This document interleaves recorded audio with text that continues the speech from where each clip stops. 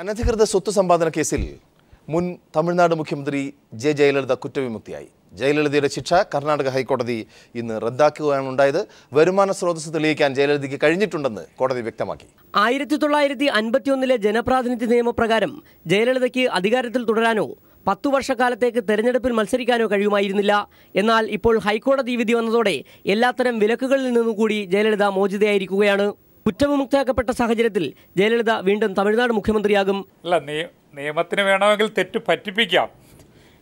പലപ്പോഴും നമ്മൾ നിയമത്തിൻ്റെ വഴികൾ രണ്ടായിട്ടാണല്ലോ നമ്മൾ പലപ്പോഴും നമ്മുടെ ജനാധിപത്യ വ്യവസ്ഥയിൽ ഇന്ത്യയിൽ ഇപ്പോൾ കോണ്ടംപററി ആയിട്ട് കണ്ടുകൊണ്ടിരിക്കുന്നത്. അധികാരവും രാഷ്ട്രീയ സ്വാധീനമുള്ളവർക്ക് ഒരു തരത്തിൽ നീതി, സാധാരണപ്പെട്ടവർക്ക് മറ്റൊരു തരത്തിൽ നീതി, അത് നമ്മൾ പലപ്പോഴും കണ്ടുകൊണ്ടിരിക്കുകയാണ്. പക്ഷേ ഒരു അഭിഭാഷകൻ എന്നതിൽ ഞാൻ അതിനെക്കുറിച്ച് കൂടുതൽ ഒരു കമൻറ്റ് ചെയ്യാൻ ഈ പൊതുമാധ്യമത്തിലൂടെ തയ്യാറല്ല. പക്ഷേ പ്രധാനപ്പെട്ട രണ്ട് കാര്യങ്ങൾ ഞാനിവിടെ ശ്രദ്ധിച്ചത്, ഹൈക്കോടതിയുടെ ശ്രീമതി ജയലളിതയെ അക്യൂട്ട് ചെയ്ത വിധി ഞാൻ വായിക്കാൻ കഴിഞ്ഞിട്ടില്ല.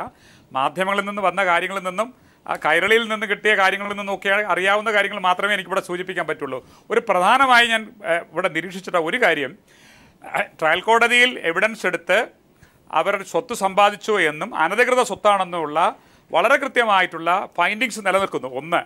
രണ്ട്, ഒരു പ്രധാനപ്പെട്ട ഒരു കാര്യം ശ്രദ്ധിച്ചത്, അദ്ദേഹത്തിൻ്റെ അവരുടെ മകനാണോ മകളാണോ മകളാണെന്ന് തോന്നുന്നു, 3 കോടി രൂപ കല്യാണത്തിന് ചിലവാക്കിയത് തെളിയിക്കാൻ കഴിഞ്ഞിട്ടില്ല എന്നാണ് കോടതിയുടെ ബഹുമാനപ്പെട്ട കർണാടക ഹൈക്കോടതിയുടെ സിംഗിൾ ജഡ്ജിന്റെ ഒരു ഒബ്സർവേഷൻ. ഇതെല്ലാം എന്താ പറയുക, ഈ ഉസൈൻ ബോൾട്ടിനെ ഈ ജഡ്ജിനെ പിടിച്ചിട്ട് ഒളിമ്പിക്സിന് അയക്കണം. എന്താ പറയുക, 10 സെക്കൻഡ്സ് കൊണ്ട് ഈ ഉസൈൻ ബോൾട്ടിനെ ഒളിമ്പിക്സിലെ പോലെയല്ലേ, സെക്കൻഡ്സ് കൊണ്ടല്ലേ വേർഡിക്റ്റ്. അതും പ്രോസിക്യൂഷൻ പറയുന്നത് എന്നെ ഒന്ന് സമയം, ഏതെങ്കിലും ഒരു സമയം എന്ന് പറഞ്ഞാൽ ഇപ്പോൾ 1 അവറായെങ്കിൽ 1 അവർ, അല്ലെങ്കിൽ ഒരു 24, ഒരു 2 ഡേയ്സ് ഒന്നും കൊടുക്കാണ്ട് ഒരാൾക്കൊരു അതാ പ്രിൻസിപ്പിൾസ് ഓഫ് നാച്ചുറൽ ജസ്റ്റിസ് എന്ന് ആചാര്യ പറയുന്നത്, അതുപോലും ഇല്ലാണ്ട് ഉടനടി ഈ ജഡ്ജിൻ്റെ സ്വത്തുവകകളും കുടുംബത്തിന് പറ്റിയ സ്വത്തുവകകളും അന്വേഷണം ഇതാക്കണം.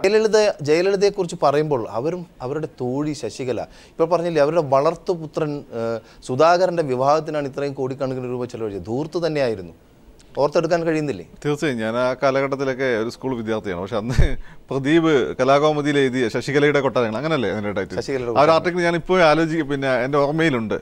ഭീകരമായ രീതിയിലുള്ള ചിത്രമാണ് നമുക്ക് ഇപ്പം പ്രദീപിൻ്റെ ആർട്ടിക്കിൾ മാത്രം വഴിയല്ല, അന്ന് നമ്മൾ ഈ ഹിന്ദു പത്രമൊക്കെ വായിച്ചു തുടങ്ങിയ ഒരു കാലഘട്ടമാണ്. ഈ പത്രത്തിലെല്ലാം വന്നിട്ടുള്ള റിപ്പോർട്ടുകൾ എന്നുവെച്ചാൽ ജയലളിത ഇങ്ങനെ സഞ്ചരിക്കുന്ന വഴിക്ക് ഒരു നല്ലൊരു വീട് കണ്ട പിറ്റേന്ന് DMKയുടെ ആളുകൾ അല്ലെ ദല്ലാൾമാർ അവിടെ പോയിട്ട് ആ വീടിന് വില പറയുകയും ഇവർ പറയുന്ന വിലയ്ക്ക് ആ വീട് വിറ്റ് പോകേണ്ട ഒരു അവസ്ഥയൊക്കെ ഉണ്ടായിരുന്നു. ഈ രീതിയിൽ ഒരു സിനിമാ നടി, ഒന്നുമില്ലായ്മയെന്ന് പിന്നെ എന്തൊക്കെയോ ആയിത്തീർന്ന ഒരു സിനിമാ നടിക്ക് ഉള്ള ആർത്തി, കാര്യങ്ങളോടും സ്വത്തിനോടും സമ്പത്തിനോടുള്ള ആർത്തി, അധികാരം കൂടി കൈ കെട്ടിയ സമയത്ത് അതൊരു ഭ്രാന്തായി മാറുന്ന ഒരു അവസ്ഥാവിശേഷമായിരുന്നു ഇവരുടെ ഫസ്റ്റ് ടൈമിൽ കണ്ടത്.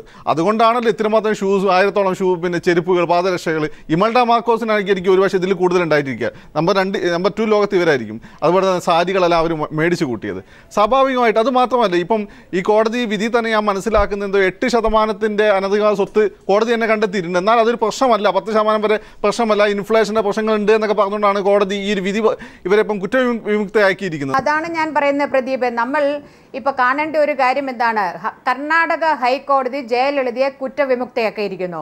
അവർക്ക് അവിടെ മുഖ്യമന്ത്രിയായി ആ സ്ഥാനം ഏറ്റെടുക്കുന്നതിന് യാതൊരുവിധ തടസ്സങ്ങളും ഇപ്പോൾ ഇന്ന് നിലനിൽക്കുന്നില്ല.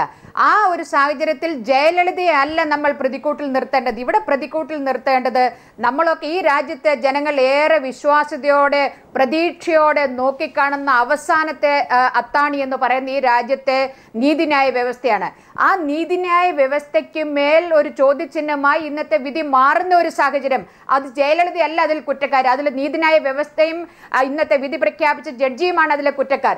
ഇവിടെ ഇപ്പം നമ്മൾ സ്പെഷ്യൽ പബ്ലിക് പ്രോസിക്യൂട്ടർ പറയുന്നു, എനിക്ക് എൻ്റെ വാദങ്ങൾ ഒന്ന് നിരത്തുന്നതിനുള്ള ഒരു അവസരം പോലും ലഭിച്ചില്ല എന്ന് പറയുമ്പോൾ എത്രമാത്രം നീതിരഹിതമായാണ് ഇതിൻ്റെ വിചാരണയും വിധി പ്രസ്താവനയും വന്നിട്ടുള്ളത്. അത് തീർച്ചയായും സാധാരണക്കാരുടെ മേൽ എന്ത് വലിയൊരു ഒരു നെഗറ്റീവായിട്ടുള്ള ഒരു ഇമ്പാക്റ്റ് ഉണ്ടാക്കും. ഹൈക്കോടതിനെ വിലക്കെടുത്തെന്ന് ഇനിയിപ്പോൾ ഒരു ലേമാൻ എന്താ തോന്നുക, പിന്നെ ഹൈക്കോടതിനെ വിലക്കെടുത്തെന്നല്ലേ തോന്നുന്നു.